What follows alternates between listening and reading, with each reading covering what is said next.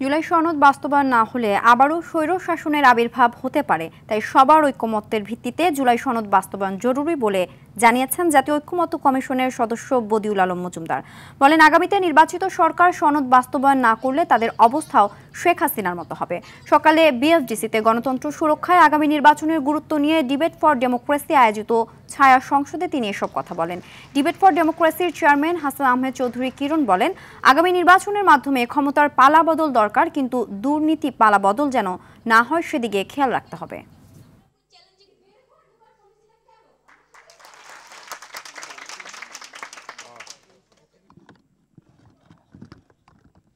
বাংলাদেশে যাতে আর ভবিষ্যতে যারা ক্ষমতায় আসবেন তারা যাতে গুম, খুন, হত্যা, আয়নাঘর, লুটপাট, ব্যাংক পাচার এই ধরনের কোনো রকম কোনো অনৈতিক কাজের সাথে যুক্ত না হয়। বাংলাদেশের ছাত্র জনতা আবার কিন্তু 15 বছর অপেক্ষা করবে না। যে কোনো সময় কিন্তু বাংলাদেশে আবারও নতুন কোনো অভ্যুত্থান হবার একটা শঙ্কা রয়ে গেছে। বাস্তবায়ন না করলে, অন্যায় করলে, স্বৈরাচারী পরে হাঁটলে শেখ হাসিনা যে যা ঘটেছে সেই পরিণতি হয়তো ঘটবে।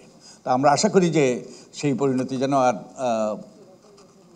আর যেন কারো না ঘটে এবং আমাদের রক্তটা যেন সস্তা না হয়। আমি দৃঢ়ভাবে বিশ্বাস করতে চাই যে এটা স্বাক্ষরিত হবে এবং সবাই এই স্বাক্ষরিত জুলাই সনদ বাস্তবায়নের জন্য সর্বশক্তি নিয়োগ করবে।